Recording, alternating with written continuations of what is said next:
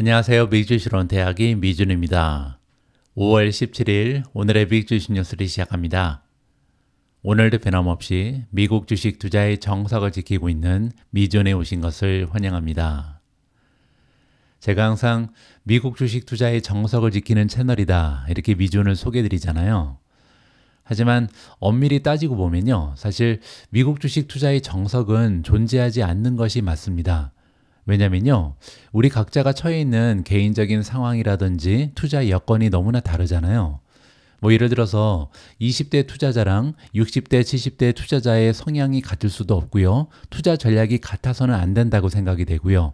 또한 내가 투자하고 있는 자금이 1,000만 원인 사람과 아니면 10억, 20억을 투자하고 있는 사람이 같은 전략을 구사해서는 안 된다라고 생각을 합니다. 따라서 진정한 주식 투자의 정석은요, 여러분들 각자가 투자 자금의 규모라든지 내가 지금 현재 어떤 상황에 처해 있는지를 잘 생각을 해서 각자가 최고의 전략을 구상하는 것이 중요하다, 이런 생각을 가지고 있습니다. 최근에 우리가 13F 파일 특집의 방송을 보고 있잖아요. 각 헤지 펀드들이 과연 어떤 종목에 투자를 하고 있는지 그들의 포트폴리오를 엿보고 있는데요. 이렇게 제가 13F 파일 특집을 보내드릴 때마다 이런 질문이 자주 올라옵니다. 도대체 헤지펀드는 왜 테슬라에 투자를 하지 않느냐, 이 부분을 굉장히 궁금해 하시는데요. 여기에 대한 답은요, 이런 식으로 접근하면 좋을 것 같습니다. 우리가 살펴보고 있는 스마트 머니, 즉 헤지펀드들은요, 사실 헤지펀드들 중에서도 가장 규모가 큰, 정말 대단한 사람들이 운영하고 있는 이런 펀드잖아요. 그리고 이들이 운영하는 자금은요, 수십억도 아니고 수백억 달러를 넘어가는 경우가 많습니다. 자, 그런데 만약에 이렇게 수백억 달러를 운영하는 사람 입장에서는요, 내가 과연 30%, 40%, 50% 이렇게 엄청난 수익률을 기대하면서 거기에 맞춰서 투자 전략을 짤 것인가, 아니면 1년에 5%에서 10% 정도만 수익을 올려도 된다, 이러한 마음 자세를 가지고 투자 전략을 짤 것인가, 이런 부분을 우리가 생각해 볼 필요가 있겠죠. 따라서 엄청난 자금을 운영하는 스마트 머니 입장에서는요, 리스크를 최소화하는 것이 가장 중요하다, 이게 저희 개인적인 생각입니다. 자, 그렇기 때문에 우리가 잘 알고 있는 성장주에는 좀처럼 투자를 하고 있지 않죠. 자, 하지만 만약에 이 방송을 보시는 분들 중에 나는 20대다 아니면 30대다, 그리고 내가 투자하고 있는 금액은 지금 1,000만 원이다, 2,000만 원이다, 이렇게 작은 금액으로 시작하시는 분들께서는요, 굳이 1년에 ETF 같은 걸 사면서 5%, 6% 수익을 기대할 필요는 없겠죠. 난 지금 아직까지는 굉장히 젊고요, 기회는 얼마든지 있고, 또 지금 현재로서는요, 좀 과감하고 공격적인 투자 전략을 세울 필요가 있습니다. 따라서 내가 가지고 있는 1,000만 원을 내년까지 그리고 후년까지 한 2,000만 원으로 올려보자, 이런 식으로 좀 공격적으로 투자를 하고요. 그러다가 쫄딱 망할 수도 있겠지만 그러면 또 다시 한번 시작하면 되잖아요. 하지만 여러분들 중에 만약에 나는 지금 60대, 70대다, 그리고 지금 완전히 은퇴를 해서 새로운 수입은 존재하지 않는다, 이런 분들께서는요, 조금은 안전한 투자처, 리스크가 상대적으로 떨어지는 투자처, 그렇지만 수익률은 떨어질 수밖에 없겠죠. 하지만 그럼에도 불구하고 10억을 가지고 투자한다면요, 1년에 10%만 수익을 올려도 1억입니다. 따라서 내가 투자 자금이 넉넉하고 또 투자의 기간이 짧다, 나는 은퇴를 했다, 이런 분들께서는요, 조금은 리스크를 줄여가면서 투자 전략을 세웠으면 합니다. 자, 오늘은 금요일입니다. 이번 주말 동안 여러분들 스스로 내가 처해 있는 개인적인 상황은 어떤지, 나는 어떤 투자 전략을 세우는 것이 적합할런지, 여기에 대한 고민을 한번 해보셨으면 합니다. 자, 그러면 5월 17일 준비된 오늘의 미국 주식 뉴스 바로 시작합니다. 오늘도 어제 미국 증시 시황부터 정리하도록 하겠습니다. 먼저 S&P 500 맵을 보시면요, 오늘은 간만에 녹색보다는 빨간색이 조금 더 지배적으로 보입니다. 따라서 올라간 종목의 수보다는 떨어진 종목의 수가 조금 더 많았다, 이렇게 이해가 가능하고요. 한 가지 다행인 부분은요, 빨간색을 봐도 이렇게 선명한 빨간색은 별로 보이지가 않죠. 여기 시스코 정도가 지금 2.68% 떨어지면서 조금 선명하고요. 여기도 좀 있습니다. 캐터필라가 마이너스 2.59, 그리고 디어가 4.73% 빠지면서 조금 선명한 빨간색이 보입니다. 하지만 나머지 종목들은요, 뭐 메타도 그렇고 브로드컴도 그렇고 엔비디아도 그렇고 마이크로소프트도 마찬가지죠. 전반적으로 소폭 하락하는 주식들이 많았다. 그 얘기는요, 잠깐 기술적인 조정을 받는, 요즘에 좀 주가가 많이 올라갔잖아요. 따라서 기술적인 조정을 받는 종목들이 많이 발견이 된다. 이런 식으로 정리가 가능할 것 같습니다. 어제 3대 지수의 움직임을 보시면요, 다우존스가 0.1% 소폭으로 하락했고요. S&P 500이 마이너스 0.1, 나스닥은 0.26% 하락했습니다. 자, 이렇게 3대 지수 모두 떨어지는 가운데 주가가 상승한 성장주 이름을 보시면요, 고릴라 테크놀로지가 플러스 6.13%로 가장 좋았고요. 마벨 테크놀로지 플러스 4.18, 시리미티드 플러스 4.08, 추이 플러스 3.98, 기가 클라우드 테크놀로지 플러스 3.84, 더 트레이드 데스크 플러스 3.26, 스템 플러스 3.01, 코히런트 플러스 2.19, 퍼시픽 바이오 플러스 2.10, 페이콘 플러스 2.04, AMD 플러스 1.85, 데이터독 플러스 1.81, BYD, BYD가 1.77% 올라가면서 가장 좋은 추세를 만들어냈습니다. 다음에는 어제 주가가 가장 많이 하락한 종목들의 이름입니다.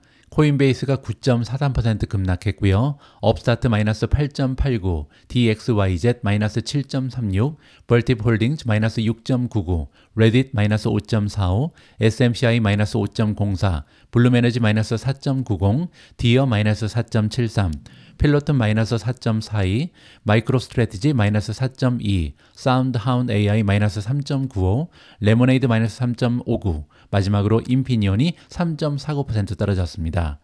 어제 주가가 많이 떨어진 종목들의 공통점은요, 최근 들어서 주가의 상승 추세가 가장 도드라졌던, 따라서 주가가 많이 올라갔던 종목들이 많이 하락하는 하루였다. 이렇게 보시면 됩니다. 따라서 기술적인 조정이었다. 이렇게 보시면 되겠죠.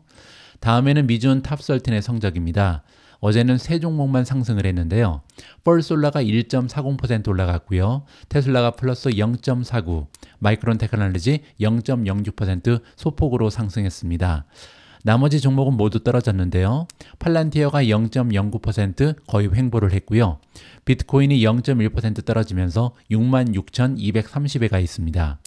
엔비디아가 마이너스 0.29, 마이크로소프트 마이너스 0.49, 우버 마이너스 0.86, 아마존 마이너스 1.27, TSMC 마이너스 2.15, 인피니언 마이너스 3.49, SMCI 마이너스 5.04, 마지막으로 벌팁 홀딩즈가 6.99% 떨어지면서 가장 좋지 않은 추세를 만들어냈습니다.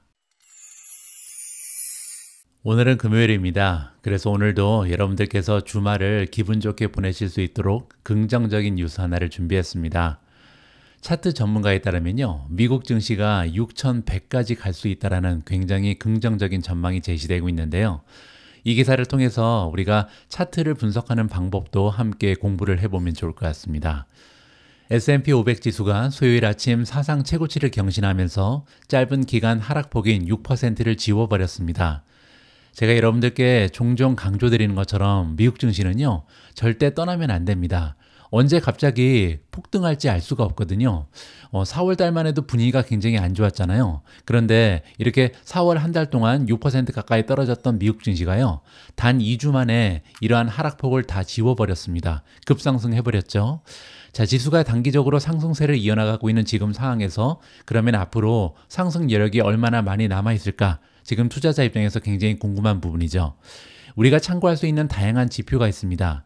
하지만 단 한 가지의 기술적 도구만 사용해야 한다면 이 기술적 전문가는요, 고전적인 차트 패턴을 선택하겠다 이렇게 주장하는데요. 그 이유가 두 가지가 있다고 합니다. 과연 차트 전문가는 왜 고전적인 차트 패턴을 중요시 여기는가?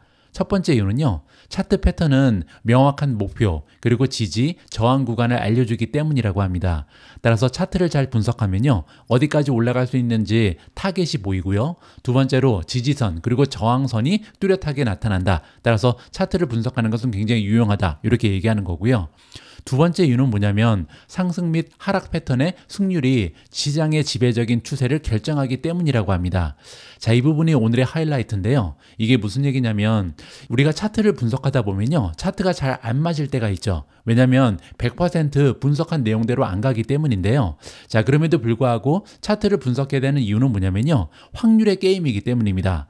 그 얘기는 뭐냐면 상승 패턴이 나타났을 때 얼마나 확률이 높은가, 아니면 하락 패턴이 나타났을 때 얼마나 많은 확률을 가지고 정말로 떨어지는가, 이 부분을 보면요 향후의 추세를 우리가 결정해 볼 수가 있다는 거죠. 자, 여기에 대해서는 조금 더 부가 설명을 드리도록 하겠습니다. S&P 500은요 상승 과정에서 이번에 상승장에서 5회 연속 상승 패턴을 성공시켰다라고 합니다. 방금 전에 제가 말씀드린 것처럼 이 주가 차트의 패턴이 항상 맞아떨어지는 것은 아닌데요. 지금 현재 미국 증시는 이 상승 패턴이 100% 승률을 보이고 있다, 이렇게 정리가 가능하겠죠. 즉 지수는 강세 차트 패턴을 형성하고 나서 거기를 돌파하고요 5회 연속으로 상승 목표치에 도달을 했다라고 합니다. 단 한 번도 실패를 하지 않았다는 거죠.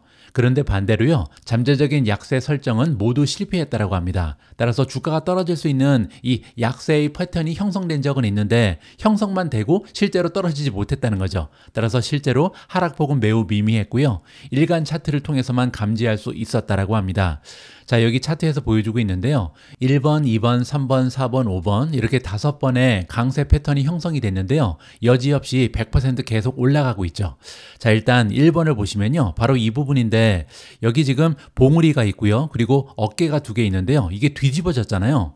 원래 봉우리 하나에 어깨가 2개 달려 있으면요. 이거는 하락 패턴입니다. 약세 패턴이죠. 근데 이걸 뒤집어서 머리가 밑으로 내려가고 그리고 어깨가 위로 올라가면요. 이거는 강세 패턴이다. 이렇게 보실 수가 있죠. 그리고 나서 주가가 상승을 했죠. 자, 그리고 2번을 보시면요. 한 번, 두 번 떨어졌다가 다시 올라가잖아요. W처럼 보이죠. 자, 이 W는 보통 더블 바텀이라고 부르는데요. 이 얘기는 뭐냐면 여기에 강력한 지지선이 형성이 되어 있고요.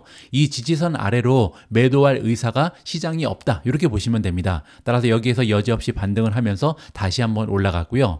3번은 여기 있습니다. 이 3번은요. 어깨가 하나, 둘 여기 있고요. 여기 머리가 있죠. 근데 뒤집혔잖아요. 따라서 역 헤드앤숄더입니다. 역 헤드앤숄더는 아까 말씀드린 것처럼 상승 추세를 만들어낼 수 있다. 그래서 한 번 더 올라가는 거고요. 4번을 보시면요. W가 한 번 더 있고요. 5번 역시도 W가 한 번 더 발견이 됩니다. 자, 이렇게 5번의 강세가 형성이 됐는데 강세 패턴이 나타났는데 여지없이 100% 승률을 보이면서 미국 증시가 쭉 달려왔다. 이게 굉장히 긍정적이다라고 얘기하는 거죠. 하지만 3월 말에는요. 모멘텀이 둔화되기 시작했고 다음 강세 패턴을 보기까지 시간이 걸릴 것이 분명해졌었다. 따라서 약세 패턴이 나타나기 시작했다는 거죠. 자, 그리고 4월이 시작되면서 첫 번째 진정한 토핑 형성의 윤곽이 드러났다고 합니다. 자, 이게 무슨 얘기냐면요. 약세 머리와 어깨형 패턴의 오른쪽 어깨가 50일 이평선과 일직선을 이루면서 또 다른 하락 구간이 시작될 준비가 완료된 것으로 보였다. 자, 여기에 차트를 보시면요. 지금 4월 초가 되면서 어깨가 하나 더 보였죠. 따라서 머리가 있고요. 어깨 2개가 딱 나타나면서 헤드앤숄더가 딱 나타났죠. 이 얘기는요. 이 밑으로 쭉 떨어질 준비가 된 것처럼 보였다는 거죠. 그리고 한 가지의 약세 형성이 더 있었는데 이게 뭐냐면 50일 이평선이 여기 있잖아요. 이 50일 이평선에서 주가가 꺾여서 떨어진 적이 있습니다. 따라서 두 가지의 이유를 들어서 이제 정말 조정을 받는구나 이렇게 기대를 하고 있었는데요. 의외로 주가가 올라가 버렸습니다. 그 얘기는요. 약세 패턴이 나타났는데 이 패턴이 성공하지 못하고 실패해버렸다. 이렇게 볼 수가 있는 거죠. 하지만 그런 일은 일어나지 않았다. 즉 지난 10월 이후에 크고 작은 약세 패턴이 아직까지 성공하지 못했다라고 정리가 가능합니다. 그렇기 때문에 지금 조정장이 굉장히 오랫동안 나타나지 않고 있는 거고요. 그 얘기는 지금 확률적으로 봤을 때 계속해서 긍정적인 추세가 이겨낸다. 따라서 지금은 대세 상승장이다. 이렇게 우리가 정리를 하면 좋을 것 같습니다. 자, 최근에는요. 약세 패턴이 다시 사라지면서 대신 3개의 새로운 잠재적 강세 패턴이 형성되기 시작했다고 합니다. 그 중에 2개는 현재 각각 5295 그리고 5495의 목표가 설정되어 있고요. 지금 현재 5295는 우리가 거의 다 왔고요. 두 번째 5495까지 간다면 지금 현재 주가에서 4% 정도 추가적으로 상승이 가능한 거죠. 자, 그리고 이러한 상승 패턴은 여기 보시는 것처럼 하나는 W고요. 또 하나는 헤드앤숄더인데 거꾸로 역 헤드앤숄더가 다시 한번 발견이 되고 있습니다. 따라서 추가적으로 올라갈 수 있는 준비가 형성되어 있다. 이번에도 승률이 여태까지는 100% 했는데 다시 한번 성공할 수 있을지 우리가 기대감을 가지고 지켜보면 좋을 것 같습니다. 자, 그런데 만약에 S&P 500이 이번에는 최고치 상승을 유지하지 못하고 다시 떨어질 경우가 있잖아요. 만약에 이번에 실패한다면 그래도 걱정할 필요가 없다라고 합니다. 왜냐면요, 아래와 같은 강세장이 계속해서 형성될 수 있다. 그 얘기는요, 지금 현재 여기에 와 있는데 이 최고점을 지키지 못하고 만약에 떨어지게 되면요, 그러면 다시 한번 헤드앤숄더를 거꾸로 뒤집으면서 다시 한번 상승할 수 있는 주가의 패턴이 만들어진다는 거죠. 최종 상승 목표치를 보시면요, 계속 6,100으로 유지가 되고 있다라고 합니다. 따라서 이제부터는 6,100까지는 올라갈 수 있는 가능성이 높다. 즉 지금 현재 주가에서 15% 정도는 추가적으로 달릴 수 있는 준비가 돼 있다. 이렇게 보시면 되고요. S&P 500이 가장 잘한 일은요, 4,800 부근의 돌파 영역과의 거리를 늘린 것이라고 합니다. 지수는 이 구간을 침범하지 않고 6%만 하락하다 다시 반등을 했다. 자, 4월 달에 여기 주가가 쭉 떨어지죠. 근데 여기 4,800을 만약에 돌파했으면 굉장히 위험할 수 있었는데 여기서 4,800 근처까지 오지도 않고 다시 올라갔다. 이게 굉장히 불리시하다. 이렇게 지금 설명을 해주는 겁니다. 따라서 다시 한번 커다란 형태의 이 헤드앤숄더인데 여기죠. 역 헤드앤숄더가 구성이 되고요. 또 한 가지는요, 우리가 보통 여기 지금 컵이 있고 핸들이 하나 더 있잖아요. 이거 역시도 굉장히 긍정적인 추세를 우리가 짐작해 볼 수가 있는 겁니다. 자, 결론입니다. 강한 추세는요, 강세 패턴이 잘 작동하고 약세 패턴이 실패할 때 만들어진다고 합니다. 따라서 차트 분석 역시도요, 확률의 게임이다. 따라서 차트를 분석했는데 얼마나 이 차트 분석대로 잘 주가가 움직이는가, 여기에 따라서 지금은 강세장이다, 아니면 지금은 약세장이다, 이게 결정된다라고 얘기하는 거거든요. 근데 앞에서 우리가 직접 확인해 본 것처럼요, 지금은 강세 패턴이 굉장히 성공 확률이 높다. 그리고 약세 패턴이 가끔씩 만들어지는데 계속해서 실패한다. 따라서 지금 현재는요, 미국 증시가 계속해서 달릴 수 있는 기술적 분석의 결과가 나오고 있다. 이렇게 정리가 가능합니다. 자, 지금부터는 어제에 이어서 13F 파일 특집을 진행하도록 하겠습니다. 첫 번째로 살펴볼 포트폴리오는요, 억만장자 필립 라퐁의 포트폴리오인데요. 이 투자자는 인공지능에 올인을 하고 있는데요, 엔비디아 주식을 팔았습니다. 따라서 그러면 과연 엔비디아를 팔아서 어떤 반도체 주식을 샀는지 굉장히 궁금해지는데요. 자, 과연 인공지능에 올인하고 있는 필립 라퐁이 선정한 반도체 주식, AI 수혜주는 어떤 주식인지 확인을 해보시죠. 억만장자 투자자 필립 라퐁의 코트 매니지먼트는요, 애플 그리고 월트 디즈니의 지분을 전량 매각했고요. 퀄컴, 브로드컴 지분을 새로 매입했으며 TSMC의 지분을 대폭 늘리는 등 2024년 1분기에 여러 가지 변화를 겪었습니다. 1분기의 코트 매니지먼트는요, 아이폰 제조업체인 애플 주식을 244만 주, 그리고 테마파크 엔터테인먼트 대기업인 디즈니 주식은 295만 주를 완전히 처분하면서 포지션을 정리했습니다. 반면에 대표적인 반도체 기업인 퀄컴, 브로드컴의 주식은요, 각각 366만 주 그리고 416.5만 주를 새롭게 매입했다. 이렇게 보시면 되겠죠. 자, TSMC를 살펴보면요, 이 펀드는 세계 최대 위탁 반도체 제조업체의 지분을 크게 늘려서요, 2023년 4분기에 312.5만 주에서 1분기에는요 1000만 주 넘게, 즉 3배 이상 늘렸다라고 나와 있습니다. 코트는 또한 다음과 같은 새로운 포지션을 개설했다고 나와 있습니다. 따라서 지난 분기까지는 보유하고 있지 않던 주식인데 3개를 이번에 추가했다. 이렇게 보시면 되고요. 첫 번째는 PC 및 전자 제조업체인 델 컴퓨터고요. 두 번째는 전기 공급업체이자 가스 공급업체인 컨스텔레이션 에너지입니다. 세 번째로 전기 및 발전회사인 비스트라를 추가했고요. 세 종목 모두 인공지능 수혜주라는 것을 우리가 살펴볼 수가 있겠죠. 자, 그리고 이번에는요, 이 펀드가 지분을 처분한 다른 회사를 살펴보도록 하겠습니다. 모더나 주식을 완전히 정리했고요. 두 번째로 어플라이드 머티리얼스, 세 번째로 유나이티드 헬스의 주식을 완전히 정리하고 빠져나갔다. 이렇게 보시면 됩니다. 자, 그 밖에도 코트가 지분을 줄인 주식을 보면요, 엔비디아의 보유 주식을 68%나 줄여서 이제 139만 주를 보유하고 있고요. 두 번째로 AMD 역시도 45.7% 감소시켰습니다. 따라서 인공지능의 미래에 투자하지만 지금 현재 엔비디아라든지 AMD는 주가의 흐름이 당분간 좋지 않을 것이다. 이렇게 예상을 하고 있는 거죠. 자, 그리고 또한 이 펀드는요, 테슬라의 지분을 36.9% 줄였고요. 쇼피파이를 37.2%, 그리고 넷플릭스의 지분 역시도 53.7% 매각하면서 보유량을 줄였다. 이렇게 보시면 됩니다. 자, 이번에는요, 가장 많이 매수한 종목 그리고 매도한 종목을 금액으로 살펴보도록 하겠습니다. 자, 일단 매도한 종목을 보시면요, 가장 많이 팔아버린 주식은 엔비디아입니다. 금액이 무려 2.65 빌리언이거든요. 따라서 26억 5천만 달러나 되는 엄청난 양을 팔았다. 이렇게 보시면 되고요. 두 번째는 AMD입니다. AMD 역시도 10억 달러를 정리했고요. 세 번째가 넷플릭스, 네 번째는 메타, 다섯 번째로 애플을 많이 팔았다. 이렇게 보시면 됩니다. 자, 그러면 이런 주식을 정리하고 어떤 주식을 많이 샀는지 이게 굉장히 궁금한데요. 왼쪽에 보시면 가장 많이 매수한 종목은요, TSMC입니다. 무려 13억 6천만 달러를 투자했다. 이렇게 보시면 되고요. 두 번째로 CRM, 세 번째는 퀄컴, 네 번째 브로드컴, 마지막으로 페이팔을 많이 매수했다. 이렇게 보시면 됩니다. 자, 이번에는 코트 매니지먼트의 탑 10 보유 종목을 살펴보도록 하겠습니다. 가장 위쪽을 보시면요, 메타 플랫폼즈가 아직까지 1위입니다. 지난 분기에 주식을 23.3% 정리했습니다. 비중을 줄였음에도 불구하고 아직까지 1위를 차지하고 있고요. 두 번째는 아마존입니다. 아마존은 2.4% 추가 매수하면서 두 번째로 많은 자금이 들어가 있다. 이렇게 보시면 되고요. 3위는 마이크로소프트입니다. 마이크로소프트 역시도 3.4% 비중을 줄이긴 했는데요. 그럼에도 불구하고 전체 자금의 6%가 들어가 있다. 세 번째로 많은 비중을 차지한다. 이렇게 보시면 되고요. 네 번째는 CRM이고요. 5.55%를 담당하고 있습니다. 자, 5위를 차지하는 종목이 TSMC죠. TSMC는 이번에 대량 매수하면서 5.52%의 자금을 담당하고 있고요. 자, 엔비디아를 보시면 지금 현재 7위까지 떨어졌습니다. 원래는 1위였거든요. 하지만 전체 자금의 4.9%를 아직까지 엔비디아에 담고 있다. 이렇게 보시면 됩니다. 8위를 차지한 종목은 AMD고요. 그리고 10위를 보시면 누홀딩즈가 보입니다. 누홀딩즈 같은 경우는 0.3% 소폭으로 정리했다. 이렇게 보시면 되고요. 자, 그리고 구글이 나오는데요. 구글은 원래 지난 분기에는 25위였는데 이번에 12위까지 올라갔습니다. 138% 정도 추가적으로 매수했다. 이 부분을 살펴볼 수가 있고요. 그리고 지금 14위, 15위 종목은 퀄컴, 브로드컴인데 지난 분기까지는 투자하지 않았던 종목이다. 이렇게 정리가 가능합니다.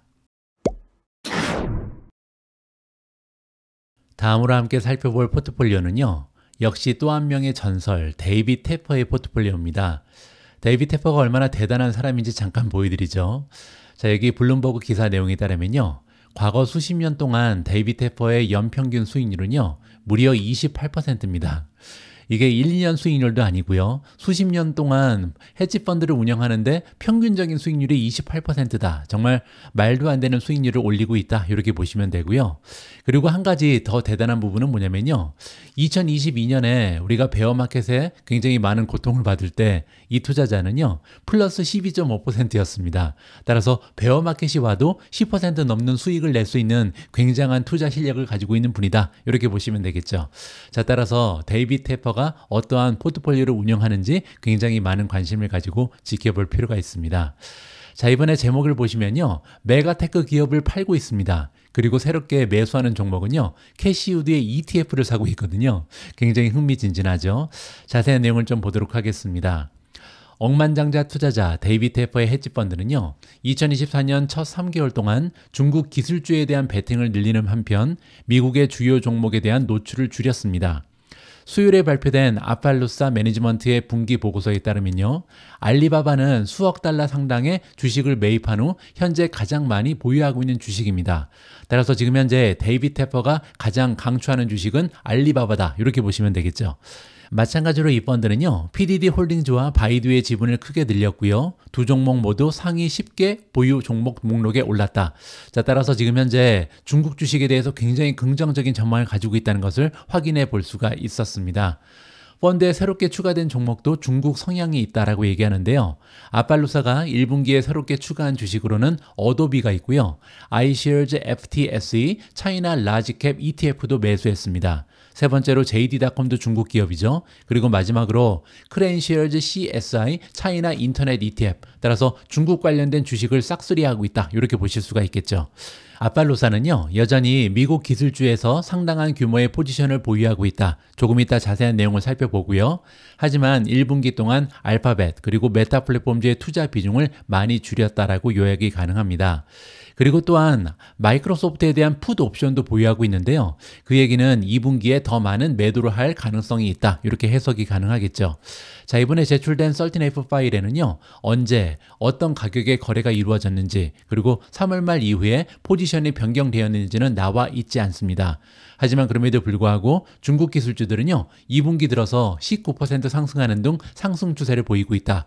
따라서 아주 적정한 시기에 중국 지식을 많이 샀다. 이렇게 정리가 가능하겠죠. 있죠. 이번에도 데이빗 테퍼의 투자 전략은 맞아 떨어졌다. 이렇게 보시면 될 것 같습니다.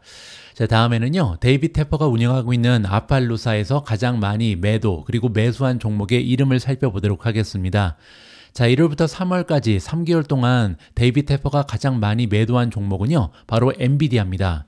116밀리언을 정리했고요. 두 번째가 PDD, 세 번째가 인텔이고요. 네 번째는 우버, 마지막으로 구글을 많이 매도했다라고 보시면 됩니다.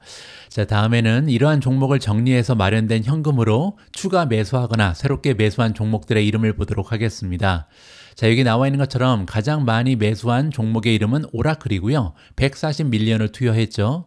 두 번째 종목이 굉장히 흥미진진한데요. 캐시우드가 운영하고 있는 ETF ARKK를 134밀리언 매수했습니다. 자, 그리고 옆에 보시면 콜이라고 써 있죠. 따라서 그냥 주식도 아니고요. 콜 옵션을 산 거죠. 따라서 지금 현재 데이빗 테퍼가 보기에는요. 이러한 성장주들이 달리기 시작할 것이다. 따라서 굉장히 많은 기대를 가지고 있다는 것을 확인해 볼 수가 있었습니다. 세 번째로 많이 산 주식은 UPS고요. 네 번째가 알리바바, 다섯 번째로 엘도라도 리조트에 34밀리언을 투여했다. 이렇게 보시면 되고요. 자, 이번에는 아팔루사의 탑10 보유 종목을 보도록 하겠습니다.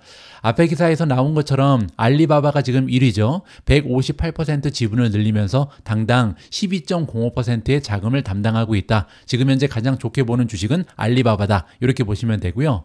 두 번째부터 지금 여섯 번째까지는요. 일곱 번째까지죠. 모두 주식의 보유 비중을 줄였습니다. 3%, 17%, 39%, 44% 그리고 9%, 18% 각각 정리를 했는데요. 그럼에도 불구하고 지금 가장 많은 비중을 차지하고 있는 거죠. 아마존이 10.2%를 담당하고 있고요. 마이크로소프트가 8.7%, 메타가 8.07, 엔비디아가 5.91, 구글이 4.68, 그리고 AMD가 4.3%의 투자 자금을 지금 담당하고 있다. 이렇게 보시면 됩니다. 자, 그 밖에도 오라클이 지금 8위까지 올라왔고요. PDD가 3.6%로 9위, 그리고 마지막으로 바이두가 12위에 랭크가 됐다. 이렇게 보시면 됩니다. 자, 이번에는요. ARKK를 이번에 데이빗 테퍼가 매수했기 때문에 과연 ARKK의 모멘텀이 어떤지 잠깐 보시죠. 어드밴스 들어가셔서 차트 바이 트레이딩 뷰를 보도록 하겠습니다. 자, 지금 현재 테크니컬 분석 내용을 보시면요. 모멘텀이 그렇게까지 좋지는 않습니다. 26가지의 모멘텀 지표 중에 10가지는 매도를 주장하고 있고요. 9가지가 중립, 그리고 7가지는 매수 의견을 주고 있습니다. 보시는 것처럼 지금 주가는 30일 이평선 근처에 형성이 되어 있고요. 50일 이평선 그리고 100일 이평선은 아직까지 셀을 주고 있다. 따라서 단기적인 추세가 아직까지 그렇게 완전히 회복된 모습은 찾을 수가 없다라고 정리가 가능합니다. 다음에는 빅숏으로 유명해진 마이클 버리의 포트폴리오를 살펴보도록 하겠습니다. 마이클 버리 역시도요. 최근까지도 굉장히 멋진 수익률을 자랑하고 있는데요. 과거 3년간 평균적인 수익률이 무려 20.35%입니다. 따라서 아직까지도 굉장히 건강한 수익률을 내는 실력 있는 투자자다. 이렇게 보시면 되고요. 자, 이번에 마이클 버리가요. 새롭게 편입한 미주온 탑13 종목이 있습니다. 과연 제가 가장 아끼는 종목 중에 어떤 종목을 새롭게 편입했는지 관심을 가지고 한번 읽어보시죠. 서프라임 모기지 사태를 정확히 예측하면서 유명해진 마이클 버리는요. 1분기에 실물 금 신탁에 투자하면서 가장 커다란 베팅을 한 것으로 나타났습니다. 따라서 지금 현재 마이클 버리는 금에 올인하고 있다. 이렇게 보시면 되고요. 현재 헤지펀드 사이온 에셋 매니지먼트를 운영하고 있는 버리는요. 1분기에 $10,000 이상 가치가 있는 스프로트 피지컬 골드 트러스트, 티커네임은 PHYS고요. 44만 주 이상을 매입했습니다. 이 펀드는요, 자산을 실물 금괴로 보유하는 굉장히 특이한 펀드다. 이렇게 보시면 됩니다. 금 가격은 최근 인플레이션 가속화와 지정학적 리스크 심화에 힘입어서 연이어 최고치를 경신하고 있습니다. 미국의 금 선물 가격은요, 지난달 최고치인 $2,400를 돌파한 바가 있고요. 따라서 이번에도 마이클 버리는 금에 제대로 투자를 했다. 이렇게 보시면 되겠죠. 이 유명한 투자자는요, 중국 이커머스 업체인 JD.com 그리고 알리바바에도 투자를 했습니다. 그의 상위 보유 종목에는 HCA 헬스케어 그리고 시티그룹 마지막으로 블록도 3월 말에 보유했다 이렇게 나와 있고요. 마이클 버리는요 2008년 글로벌 금융위기 직전에 모기지 담보증권의 공매도를 베팅하면서 명성을 얻었습니다. 그때부터 이제 빅숏이라는 별명이 따라다니죠. 자, 이렇게 초기 좋은 투자자 마이클 버리는요 어떤 종목을 가장 많이 매도하고 매수했는지 한번 살펴보시죠. 자, 지난 분기에 가장 많이 판 주식은요 오라클입니다. 5.77밀리언을 정리했고요. 두 번째로 많이 정리한 주식은 CVS, 세 번째는 NXST, 그리고 구글을 많이 팔았는데요. 5.35밀리언, 아마존 역시도 4.99밀리언 정리했습니다. 자, 이렇게 마련한 현금을 가지고 가장 많이 산 게 가장 위에 있는 PHYS다. 스프롯 피지컬 골드, 따라서 금에 투자하는 ETF를 7.62밀리언 샀고요. 두 번째는 시그나 홀딩, 세 번째는 BP, 그리고 네 번째를 보시면요 FSLR이 나옵니다. 펄솔라죠. 따라서 미준 탑13에 속해져 있는 펄솔라를 이번에 5밀리언 이상 매입했다. 따라서 신규로 편입했다. 이 점을 우리가 살펴볼 수가 있는 거고요. 다섯 번째로 많이 산 주식은 JD.com입니다. 자, 이번에 사이먼 에셋 매니지먼트의 탑10을 보도록 하겠습니다. 아직까지 1위는 JD.com이고요. 현재 전체 자금의 9.53%를 담당하고 있습니다. 두 번째는 알리바바죠. 8.74%, 그리고 네 번째를 보시면 시티그룹이 7.64고요. 자, 앞에서 소개했던 금 ETF가 지금 5위를 차지하고 있는데요. 7.37%의 자금을 금에 투자하고 있습니다. 그 밖에도 6위를 보시면 스퀘어, 블록이 나오죠. 7.36%. 자, 그리고 마지막 13위를 보시면요. 펄솔라가 등장합니다. 미준 탑13에 편입되어 있는 펄솔라가 지난 분기까지는 없었는데요. 새롭게 편입되면서 전체 자금의 4.89%를 담당한다. 이렇게 보시면 되고요. 한 가지 굉장히 신기한 부분이 있는데요. 저 역시도 펄솔라의 주식을 처음으로 매수한 게 1월 23일이었습니다. 따라서 굉장히 비슷한 시기에 마이클 버리랑 저랑 같은 주식을 선택했다. 따라서 저희 투자 실력이 조금씩 나아지고 있는 것이 아닌가 이렇게 긍정적으로 판단을 해봅니다. 자, 어쨌든 펄솔라에 대해서 이렇게 대단한 투자자가 긍정적인 전망을 가지고 있다는 점을 봐서 굉장히 기분이 좋아지는 그런 기사였습니다. 다음으로 준비된 내용도 굉장히 흥미진진한데요. 이번에 제출된 13F 파일을 분석해 봤을 때 과연 헤지펀드들은 대체적으로 엔비디아 주식을 샀을까 아니면 팔았을까 굉장히 궁금해지잖아요. 자, 엔비디아 주식을 산 쪽이 많은지 아니면 판 쪽이 많은지 여기에 대한 정답을 함께 찾아보도록 하겠습니다. 자, 일단 가장 위를 보시면요. Number of hedge fund holding NVIDIA입니다. 이 얘기는요. 얼마나 많은 헤지 펀드들이 엔비디아를 보유하고 있는가 이 부분을 보시면요. 전분기에는 684곳이었는데 이번에 693곳으로 늘었습니다. 그 얘기는 1.3% 정도 추가적으로 들고 있는 기관이 더 많아졌다. 이렇게 보시면 되고요. 두 번째는 굉장히 고무적인데요. 여기 보시면 빅 스테이크라고 써 있잖아요. 이 얘기는 뭐냐면 전체 자금의 5% 이상을 넣어놓고 있는 기관의 수입니다.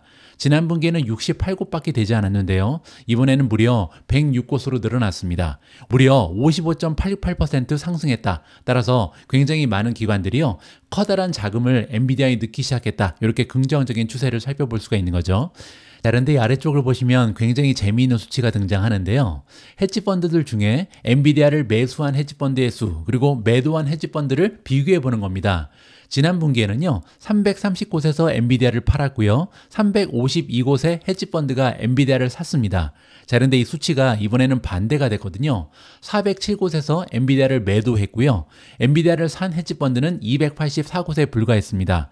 자, 그런데 위에서 볼 때 우리가 헤지펀드 중에 엔비디아 주식에 비중 있게 투자하는 헤지펀드가 굉장히 많이 늘었고 전체 헤지펀드의 수도 늘었잖아요. 자, 이 얘기는 뭐냐면 엔비디아를 계속 들고 있긴 하는데요. 비중을 줄였다는 거죠. 따라서 주가가 많이 올라가면서 비중을 좀 줄인, 따라서 리밸런싱한 그런 헤지펀드가 굉장히 많다. 이 점을 확인해 볼 수가 있었습니다. 자, 그리고 하나만 더 보시죠. 여기 보시면요. 탑 20 안에 엔비디아를 담고 있는 헤지펀드의 수인데요. 지난 분기에는 329곳이었습니다. 이번 분기에는 404곳으로 늘었거든요. 22.8% 증가했죠. 따라서 엔비디아라는 주식이요. 이제는 헤지펀드한테도 굉장히 비중 있게 투자할 수 있는 이런 종목이 되어가고 있다는 것을 확인해 볼 수가 있었습니다. 자, 이번에는요. 테슬라 주식을 가지고 같은 분석을 진행해 보도록 하겠습니다. 과연 헤지펀드들은 테슬라 주식을 많이 샀을까 아니면 많이 팔아버렸을까 굉장히 궁금한 부분인데요. 가장 위쪽을 보시면 Number of Hedge Funds Holding Tesla를 보시면 지난 분기에는 테슬라를 보유하고 있던 헤지펀드의 수는 443곳이었습니다. 그런데 이번 분기에는요 10.38%가 줄어들면서 397곳에서만 테슬라에 투자를 진행하고 있다 이렇게 보시면 되고요. 두 번째가 굉장히 좋지가 않은데 지금 현재 헤지펀드 중에요 5% 이상의 자금을 테슬라에 넣고 있는 헤지펀드는요 9곳밖에 없습니다. 지난 분기에는 15곳이었거든요. 따라서 40% 감소하면서 이제는 헤지펀드들 중에 비중 있게 테슬라의 주식을 들고 있는 헤지펀드는 9곳밖에 되지 않는다. 굉장히 좋지 않은 수치가 발표가 되고요. 자, 이 아래 나와 있는 그림도 그렇게 좋지가 않은데요. 지난 분기에는 테슬라를 매수한 기관의 수가 236곳이었고요. 매도는 200곳밖에 되지 않았습니다. 따라서 18% 정도 매수 기관의 수가 더 많았죠. 자, 그런데 이 추세가요 반대로 바뀌어 버렸습니다. 지난 1분기에는 195곳의 헤지펀드가 테슬라 주식을 매수했고요. 반면에 매도한 기관의 수는 232곳으로 늘었습니다. 따라서 점점 더 많은 기관이 테슬라를 팔고 있다 이렇게 볼 수가 있는 거고요. 자, 그리고 밑으로 내려와서 탑 20 안에 테슬라를 담고 있는 기관의 수를 보시면요. 지난 분기에는 123곳이었는데 이번 분기에는 83곳으로 32.52%가 줄었습니다. 따라서 전반적으로 이 내용을 좀 우리가 분석을 해보면요. 지금 헤지펀드 중에서는요. 테슬라에 대한 투자 위험이 좀 올라갔다 이렇게 판단하는 헤지펀드가 많은 것 같습니다. 방송 초반에 제가 말씀드린 것처럼 대규모 굉장히 커다란 자금을 운용하는 헤지펀드 입장에서는요. 리스크가 올라간 종목을 담기에는 좀 부담이 있을 수밖에 없죠. 따라서 굉장히 많은 폭으로 테슬라를 담고 있는 헤지펀드의 수가 줄고 있다 이렇게 정리가 가능할 것 같습니다. 오늘 마지막으로 준비된 기사는요. 아주 오래간만에 AMD 관련된 긍정적인 소식을 준비했습니다. 기사의 제목을 보시면요. 마이크로소프트가 클라우드 고객에게 엔비디아 AI 프로세서 대신 AMD의 대안을 제공한다. 이런 기사 내용이거든요. AMD 주주 입장에서는 굉장히 반가운 소식인 것 같습니다. 마이크로소프트는 목요일에 클라우드 컴퓨팅 고객에게 엔비디아의 GPU와 경쟁할 수 있는 AMD의 플랫폼을 제공할 계획이다. 이렇게 밝혔고요. 다음 주에 빌드 개발자 컨퍼런스에서 자세한 내용을 발표할 예정이다. 이렇게 보도가 되고 있습니다. 또한 이번 컨퍼런스에서는요. 새로운 코발트 100 커스텀 프로세서의 프리뷰도 공개될 예정이라고 합니다. 여기에 나와 있는 코발트 100 커스텀 프로세서는 CPU를 얘기하는 거고요. 위에서 지금 엔비디아랑 경쟁하는 AMD의 칩, 이거는 지금 GPU다. 이렇게 보시면 됩니다.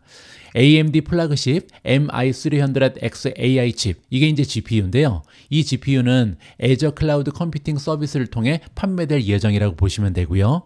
이 칩은 AI용 데이터 센터 칩 시장을 장악하고 있지만 수요가 너무나 많아서 구하기 어려운 엔비디아의 강력한 그래픽 처리 장치 H100 제품군에 대한 대안을 고객에게 제공할 것이다. 따라서 정리를 해보면요. 지금 현재 엔비디아의 수요가 너무나 많다. 따라서 구할 수 없는 굉장히 희귀한 상품이다. 이렇게 보시면 되고요. 따라서 그걸 해결하기 위해서 마이크로소프트가 AMD의 GPU도 제공을 한다. 이렇게 보시면 될 것 같습니다. AI 모델을 구축하거나 애플리케이션을 실행하려면 일반적으로 데이터와 연산의 양이요. 단일 프로세서에 맞지 않기 때문에 여러 개의 GPU를 함께 묶어서 클러스팅 해야 된다. 따라서 엄청나게 많은 GPU가 한꺼번에 필요한 것이 인공지능 기술력이다. 이렇게 보시면 되겠죠.